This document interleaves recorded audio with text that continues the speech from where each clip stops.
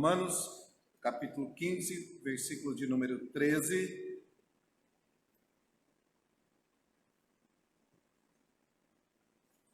Assim diz a palavra do Senhor. E o Deus da esperança encha vocês de toda alegria e paz na fé que vocês têm, para que sejam ricos de esperança no poder do Espírito Santo. Amém. Vamos orar? Deus Santo bendito, Tua palavra é luz, Tua palavra, Senhor, é pão, Tua palavra é água, Senhor Deus.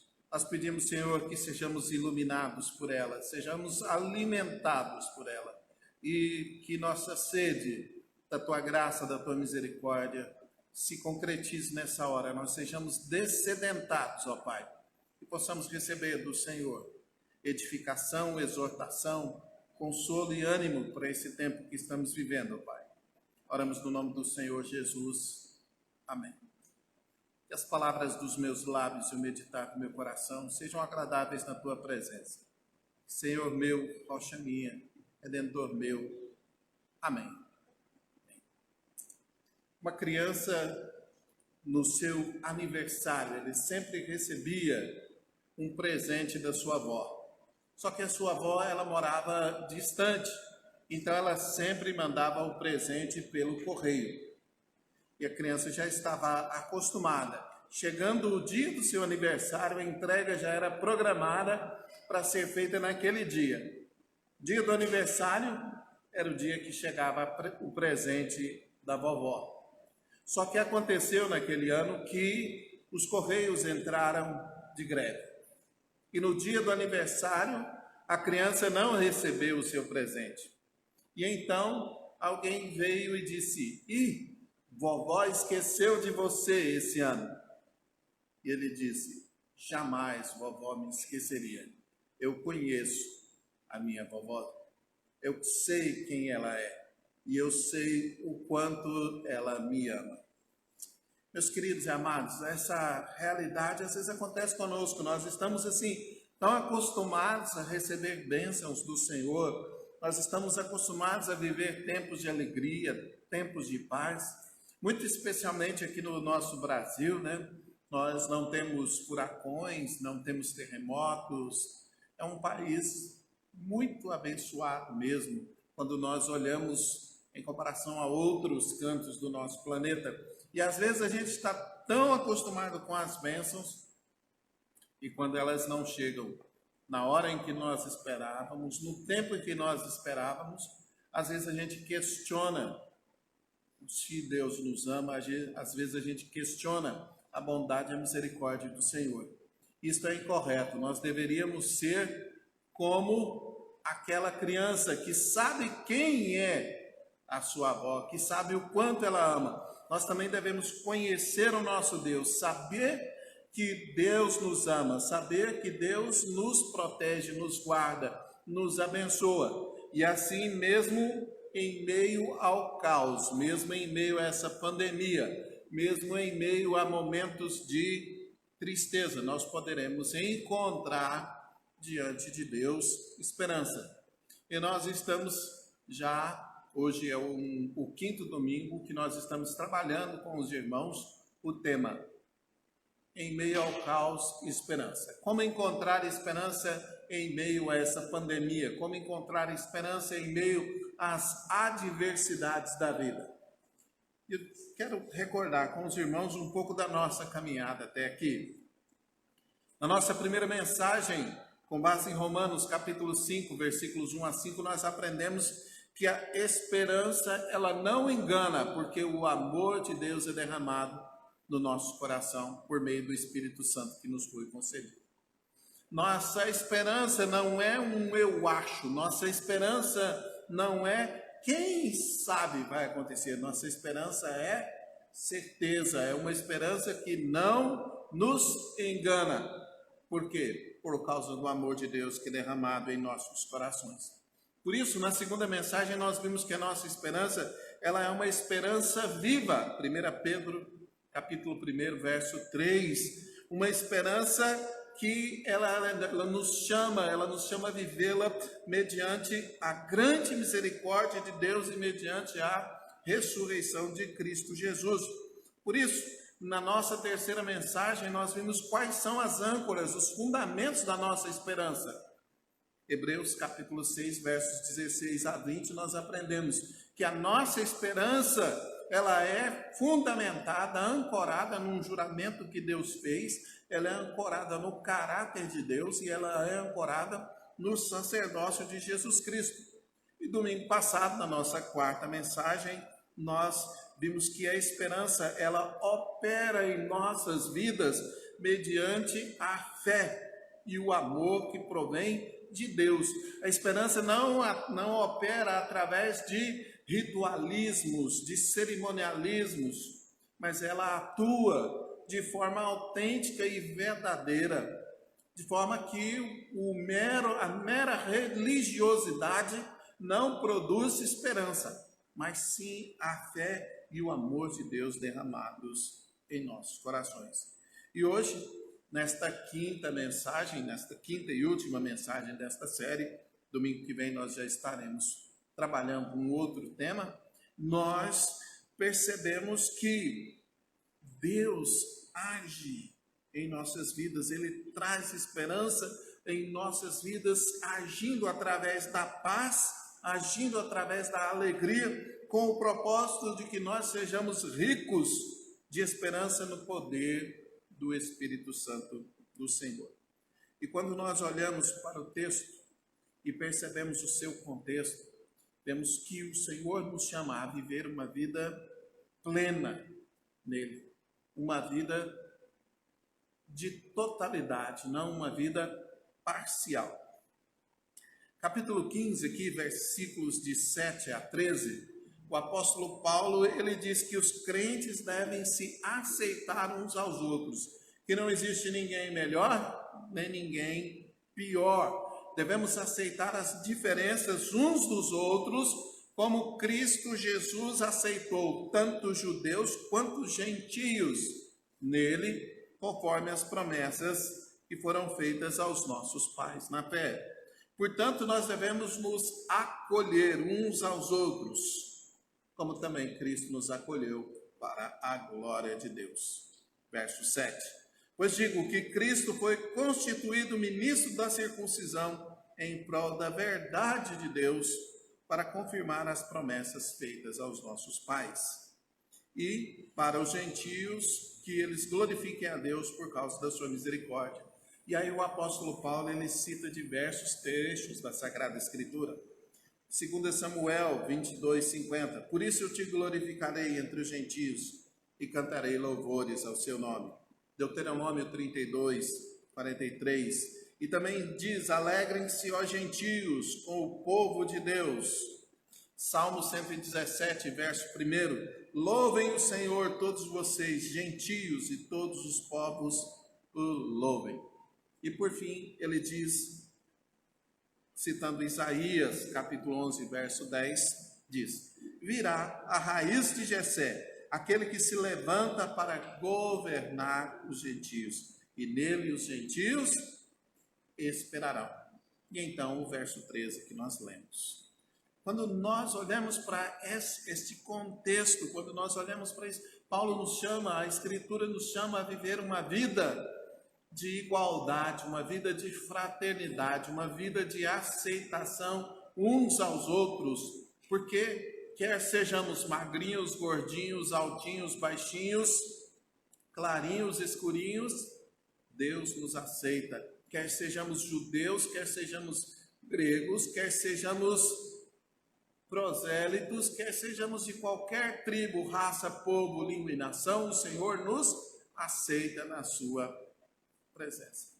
Por isso somos chamados a viver uma vida de igualdade. Nos versículos que nós lemos, mais especificamente no versículo de número 13, Deus aparece adornado com uma coroa de grandes diamantes. São eles a esperança, a alegria, a paz, a fé, o poder e o Espírito Santo. E se nós considerarmos o versículo 12 também, há uma tríplice menção de esperança. A esperança aqui, ela é colocada como um cântico, como um desejo, como aquilo que nós devemos buscar em Deus. E é isso que Paulo deseja que os seus leitores em Roma possam encontrar. Que nos momentos de adversidades eles não vão buscar esperança onde não se pode encontrar. Que ele não busque nas saídas violentas, que ele não busque, o povo não busque a saída nas contendas, nas guerras, mas que ele busque a esperança em Deus, porque Deus é o Deus da esperança. Isso nos leva à primeira coisa que nós aprendemos hoje. A fonte da esperança.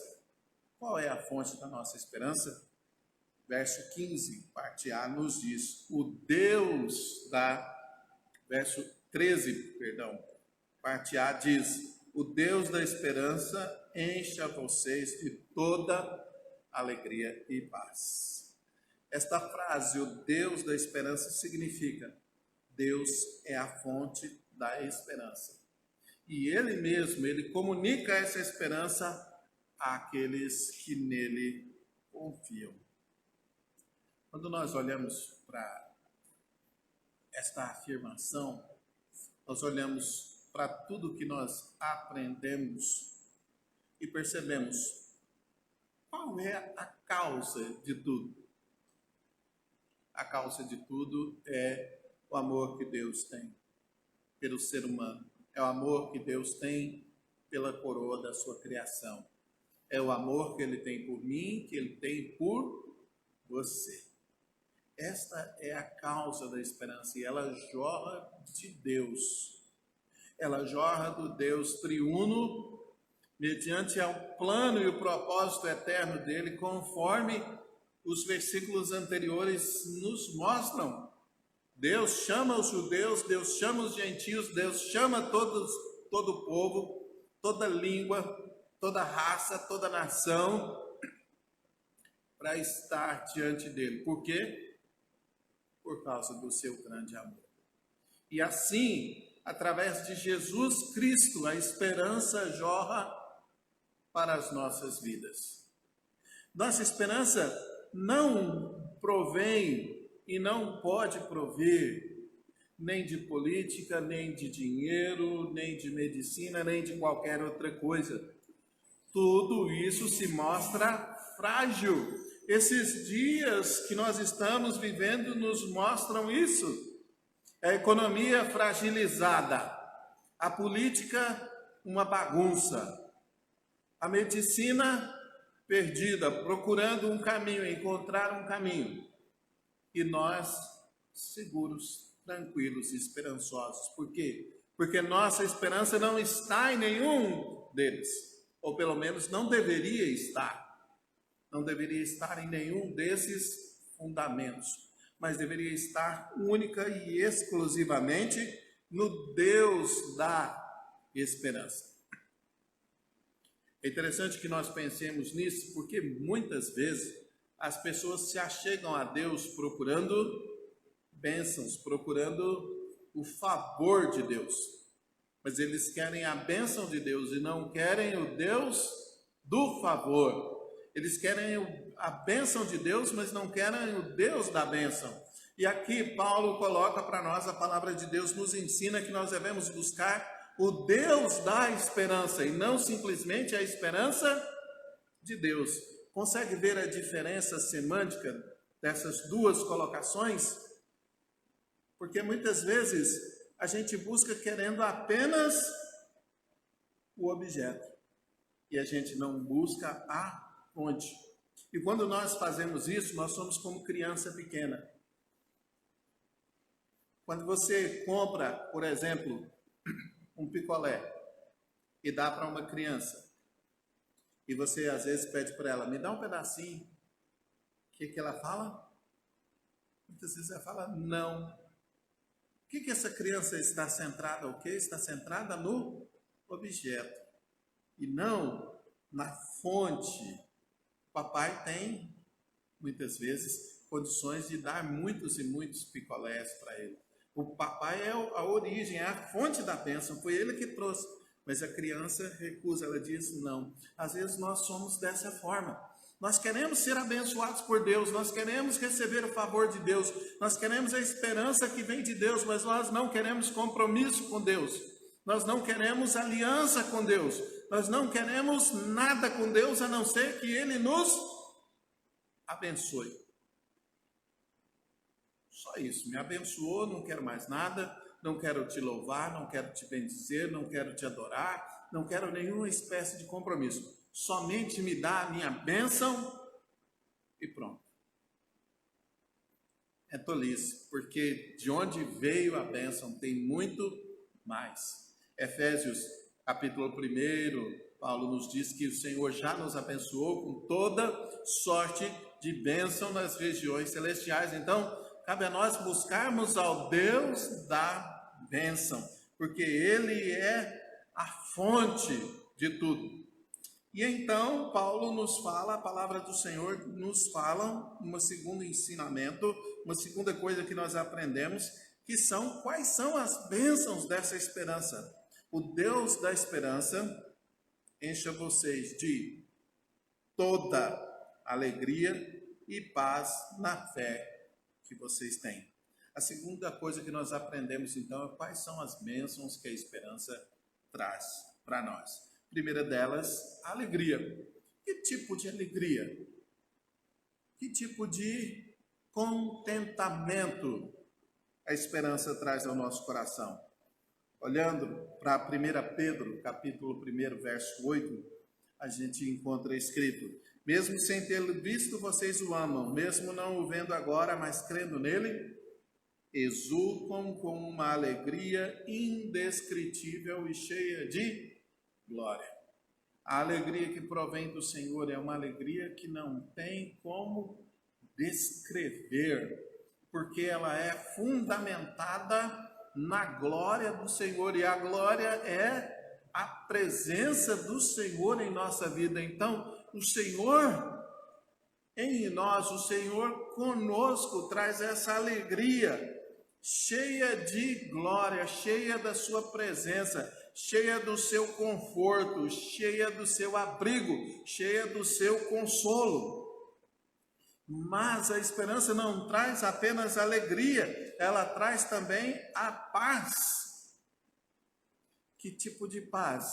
Não uma paz que é meramente a ausência de guerra, que é a ausência de conflito, mas a paz que em meio às guerras, em meio aos conflitos, em meio às adversidades, coloca o nosso coração firme. Nós conseguimos manter-nos inabalados. Por isso, Paulo, escrevendo aos Filipenses, capítulo 4, verso 7, diz que a paz de Deus que ultrapassa todo o entendimento, guarda o nosso coração e mente em Cristo Jesus. Esta paz que vem com a esperança que provém de Deus, uma paz que é uma paz de Deus, como o próprio Senhor Jesus Cristo disse: eu vos dou a minha paz, não a paz que vem do mundo. Essa paz que ultrapassa todo o entendimento, que excede toda a nossa compreensão. Por isso mesmo, às vezes, em meio às adversidades, nós estamos em paz. E ela traz junto consigo a alegria. Vejam que dupla dinâmica nós temos aí, né? Não é Batman e Robin, mas é uma dupla tremenda que combate todo o mal dentro de nós. Combate toda tristeza, toda angústia, todo desespero, alegria e paz. E o nosso coração, ele é guardado, a nossa mente é guardada em Cristo Jesus, protegida em Cristo Jesus. E como essas bênçãos são obtidas? Pelo exercício da fé. Assim, nós observamos que a fé é um dom de Deus, mas é um dom que nós precisamos trabalhar, exercitar, desenvolver a fé. quanto mais nós desenvolvemos a fé, quanto mais nós conseguimos ter certeza das coisas que não vemos, daquelas coisas que nós esperamos, mais e mais alegria e paz vem ao nosso coração. É exatamente isso que a palavra do Senhor nos diz aqui. E o interessante é como esta fé, trazendo alegria, trazendo paz ao nosso coração, nos é oferecida. Repare em duas palavras que quantificam, que qualificam esta fé. Paulo diz aqui que o Deus da esperança, ele enche. A primeira palavra é o verbo encher. O que é cheio? Cheio é estar até a boca, até a tampa, até não caber mais. Então, paz e alegria são derramadas no coração daquele que crê até a plenitude, até a boca, até a tampa, até a nossa total capacidade de receber. E interessante que, além disso, Paulo e a palavra do Senhor nos coloca aqui mais uma palavra, a palavra toda. É toda alegria, é toda paz. Então a abundância com que nós somos enchidos, que nós somos preenchidos, quando nós colocamos o nosso coração em fé diante de Deus, é de forma plena. Ele não nos concede pequenas quantidades, mas, pelo contrário, uma medida transbordante, para usar outro trecho da Escritura, né? Uma medida recalcada, sacudida. Isso ilustra bem em que medida nós somos, então, abençoados com paz e alegria. E assim nós chegamos a um terceiro ensinamento, parte C, do versículo 13, onde nós encontramos o objetivo final da esperança. Por que o Senhor nos dá paz? Por que o Senhor nos dá alegria? Por que o Senhor nos enche de fé? Parte C nos diz, para que sejam ricos de esperança no poder do Espírito Santo. A operação da vida cristã não se dá por nossas forças meramente. Não se dá pela força do nosso braço, mas se dá pelo poder do Espírito Santo operando em nós. E operando de que maneira?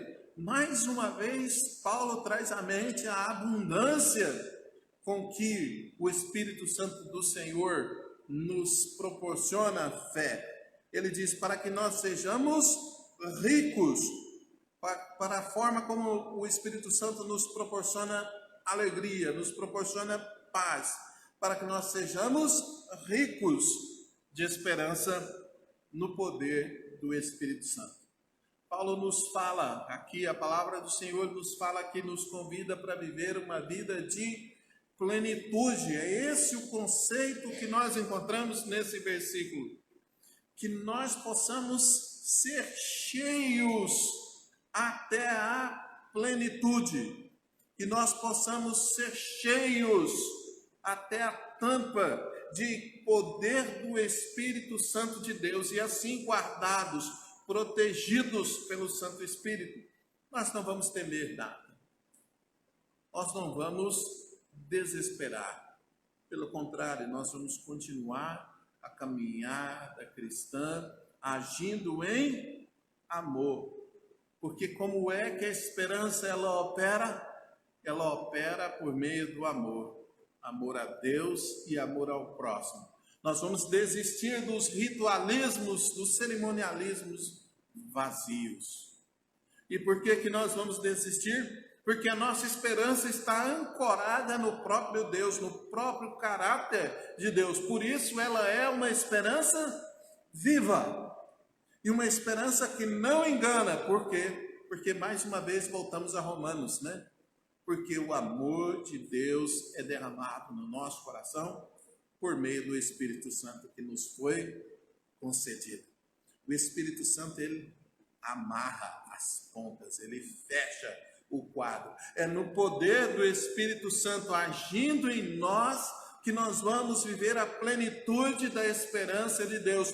Por isso Paulo escreve aos Efésios dizendo que ele se coloca diante do Deus de quem toma o nome de toda a família, para que nós sejamos fortalecidos no homem interior pelo Espírito Santo de Deus, para que nós possamos experimentar o quê? Toda a plenitude de Deus que está no amor de Jesus Cristo, nosso Senhor. Assim, nós tiramos algumas conclusões desse texto que acabamos de ler e de toda esta série a respeito de esperança. O amor de Deus, primeira conclusão, pelo ser humano, o amor de Deus pelo ser humano é a fonte de toda a nossa esperança.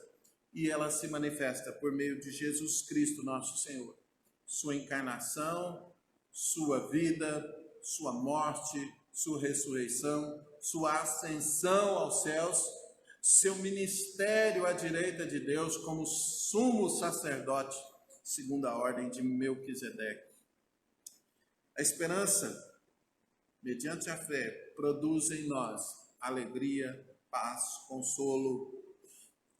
Em que medida? Em medidas que ultrapassam todo o nosso entendimento. Por isso nós podemos estar mesmo em meio a crises, firmes, inabaláveis. E uma terceira conclusão: a vida cristã é vivida.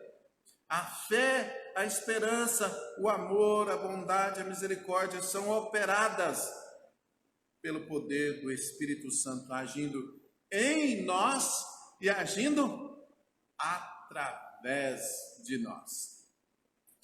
Veja que nós somos convidados pelo resumo dos mandamentos: amar a Deus sobre todas as coisas e amar ao próximo como a nós mesmos, a vivermos exatamente isso, o amor de Deus agindo em nós, relação com Deus, amamos a Deus, somos amados de Deus, porque Ele nos amou primeiro, e assim nós temos agora amor, esperança, bondade, misericórdia, que provém de Deus para sermos instrumentos de Deus na vida do nosso irmão, na vida da nossa sociedade, na vida da nossa família, na vida da nossa comunidade. Por isso, nós precisamos do poder do Espírito Santo agindo em nós. Duas aplicações práticas e rápidas para a nossa vida. Primeira delas, aproprie-se do amor de Deus por você. Não sabia que Deus te ama? Sabia, né?